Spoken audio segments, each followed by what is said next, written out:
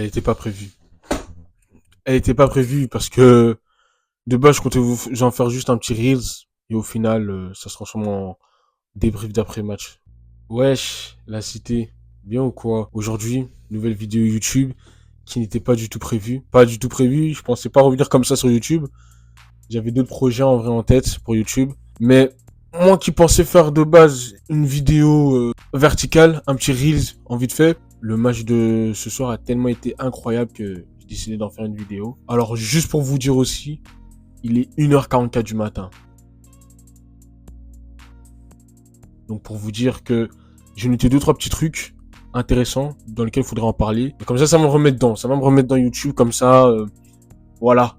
On revient, on essaie de se reconcentrer. Donc let's go, on va pas perdre plus de temps. Alors, dans un premier temps, j'ai noté l'Inter mène 2 fois 2-0 sur les 2 matchs. C'est important de le souligner parce que pour moi, c'est un problème de l'Inter en fait sur ce match aller-retour face au FC Barcelone et qui va peut-être leur porter préjudice cette saison. C'est le fait de se laisser revenir. En championnat, ils avaient une avance de 3 points sur le Napoli.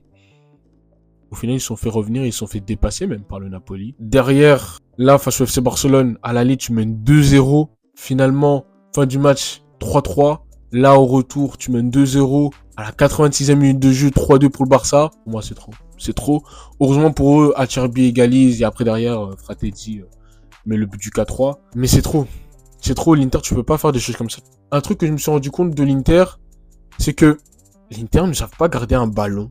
C'est dingue, hein, mais quand ils menaient 2-0, l'Inter ne savait pas mettre le pied sur le ballon. Ils n'arrivaient pas à avoir un circuit de passe, à faire tourner. En même temps, en face, le FC Barcelone, ça pressait très bien. Tu comprends que c'est très difficile de garder la balle, mais les gars, faites un effort. Genre vraiment, pendant quasiment toute la deuxième mi-temps, je me suis dit, mais l'Inter ne savent pas faire un petit triangle et se faire des passes, ou juste essayer de calmer le jeu. L'Inter est une équipe qui, quand elle a le ballon, elle doit aller vers l'attaque. Elle n'aime pas garder le ballon dans ses pieds. J'aime beaucoup la tactique, mais pour ce coup-ci, il fallait vraiment essayer de mettre le pied sur le ballon.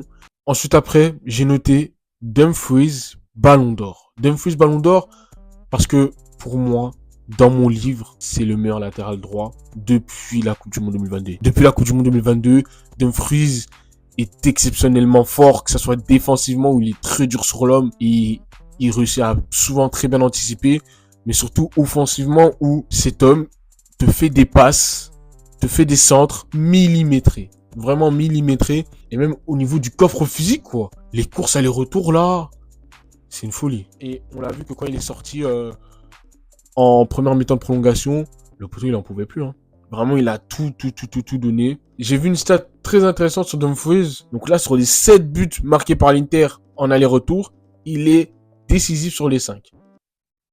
Les gars, franchement, moi dans mon livre, il est le meilleur. Il est l'un des meilleurs latérales droits du monde. On aurait bien besoin de lui au Real Madrid. Franchement. Ensuite, j'ai noté Sommer est incroyable. Yann Sommer est incroyable. Dans le match, il a fait 7 parades. La frappe sur Lamine Yamal, là, rien à dire. Dans un premier temps, moi, je pense qu'elle sort, la balle. Moi, je pense qu'elle sort. Je pense que Lamine Yamal, il a raté son enroulé.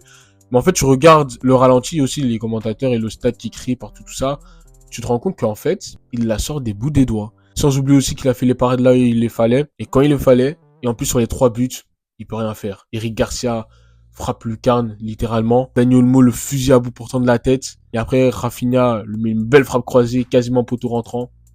Il peut rien faire. Donc vraiment, Yann Sommer, l'un des meilleurs gardiens d'Europe actuellement, d'Italie aussi, mais d'Europe. D'Italie, on n'est pas loin d'être le meilleur gardien, hein, je pense. Et l'homme du match en plus aujourd'hui. Ils ont totalement raison. Il a totalement été incroyable. Ensuite, j'ai noté Koundé et Baldé ont manqué, mais Garcia intéressant. Cette phrase, on va la couper en deux. Première partie, Koundé et Baldé ont manqué. Baldé, il se blesse tout le temps, malheureusement. Baldé, quand il joue, c'est l'un des meilleurs latérales gauche du monde, mais il se blesse trop souvent. Il se blesse trop souvent et aujourd'hui, ça a été Gérard Martin. Franchement, pour moi, aujourd'hui, Gérard Martin n'a pas fait un mauvais match. C'est vrai que sur le but du 3-3, il n'est pas assez solide sur les appuis. Mais pour moi, Gérard Martin a fait le bon match. Même on lui a pas assez donné assez de ballon parce qu'il y a des moments où il était super bien placé pour faire des centres. On lui a pas donné la balle. Et surtout, Jules Koundé, côté droit, il a manqué. Il a manqué, mais la deuxième partie de phrase que j'ai notée, Garcia, intéressant. Parce que Finalement, latéral droit, Garcia, j'ai trouvé très très bon aujourd'hui. J'ai trouvé très très bon ce soir-là. Garcia a très bien défendu, très bien attaqué, même il a marqué son but. Dans la projection offensive, il a été très bon, alors que de base, c'est un défenseur central, les gars. Défenseur central. Et il a vraiment joué comme Koundé, en fait. À ce moment-là, Koundé, il a manqué, certes, mais Garcia l'a très très bien remplacé. Garcia, cette saison, il a été baladé, surtout. Il a beaucoup été baladé. Il a joué défenseur central, il a joué numéro 6 au milieu de terrain au Barça avec Hansi Flick. Et ces derniers temps, il occupe beaucoup de postes de milieu de terrain. Et là, ce soir, il a mis latéral droit. Pour moi, c'est un pari réussi de Hansi Flick. Franchement, tactiquement, c'est incroyable d'avoir des joueurs comme ça. J'ai aussi noté Lautaro jusqu'au bout. Parce que déjà qu'à l'aller, il s'est blessé au bout de 45 minutes de jeu. Il n'aurait pas dû jouer ce match retour. Déjà, au bout de 10 minutes de jeu, il fait des grimaces. 10 minutes de jeu, il sent une gêne. Il tient la cuisse. Il en peut déjà plus. Et pourtant, ça n'empêche pas d'ouvrir le score et de marquer son 9e but de la saison en Ligue des Champions, sans oublier que c'est déjà le meilleur buteur de l'histoire de l'Inter en Ligue des Champions. Il est sorti en plus tard dans le match. Il est sorti entre la 60 et 70e minute de jeu, je crois, et il a tout donné. Lautaro Martinez, vraiment, il a tout donné. Lui aussi. Si cette saison, l'Inter réussit à aller chercher le championnat et la Ligue des Champions, je pense que cette année, vraiment, le Ballon d'Or, Lautaro Martinez a réellement ses chances. J'ai noté une faute de Dumfries sur Gérard Martin, parce que c'est un tournant du match. C'est un tournant. Je pense que si tu siffles faute sur Dumfries, sur son interception sur Gérard Martin, je pense que l'Inter ne revient pas. Et tout simplement, c'est le Barça qui se qualifie. Mais s'il y avait faute, c'était un tournant du match. C'était un tournant du match. L'Inter ne serait pas revenu. Acerbi n'aurait pas marqué. Le Barça se serait qualifié. Je le répète, il n'a pas fait un mauvais match. Vraiment, selon moi, il a été plutôt bon. Je parle de lui aussi parce que Araujo a fait une sortie là médiatique en après-match. Pour moi, elle est lunaire. Il a dit, Gérard Martin, sur le 3e but, il perd la balle. Il ne fait pas l'effort pour aller récupérer la balle. Mais ce ne sont pas des excuses. Ça sert à rien de chercher des excuses. Il aurait dû faire le match, mais il n'a pas fait l'effort. Pour moi, c'est culotté de Ronald Araujo de faire une déclaration comme ça dans la presse en après-match. Parce que déjà, Gérard Martin, il est jeune. On lui a pas donné assez de ballon. Et surtout, en fait, ton entrée à toi, elle a été mauvaise, Araujo. Ronald, sur le but de Acerbi, t'es pas agressif comme tu l'es d'habitude. Et ensuite, sur le but du 4-3 de Fratelli, tu te fais balader par Marcus Thuram. Pour qu'ensuite, Fratelli, il met une feinte à Pau Cubarsí, si je me trompe pas, qui lui, il défend bien. Il se jette 2 fois, mais il y peut rien. Et toi, t'es derrière Pau Cubarsí au lieu de te mettre un peu plus sur sa droite. Mais si il s'était un peu plus mis décalé sur la droite, crois-moi que normalement, tu la dévies ce ballon. Il sort et ça rentre pas. Et encore une fois, c'est un autre match. Donc vraiment, Araujo, ton entrée en jeu, elle n'est pas bonne. Pour moi, t'as pas le droit de faire une déclaration comme ça sur Gérard Martin. Mais bon, de ce que je vois, les fans du FC Barcelone n'aiment pas trop Gérard Martin. Franchement, la vérité, ils trouvent que c'est le maillon faible de l'équipe en tant que doublure. Moi, ce soir, j'ai trouvé très bon. Je trouve qu'il a fait ce qu'il avait à faire. Et enfin, pour terminer, la suite pour les deux équipes. Déjà, l'Inter, en championnat, il y a 3 matchs à faire. Il y a 9 points à aller prendre.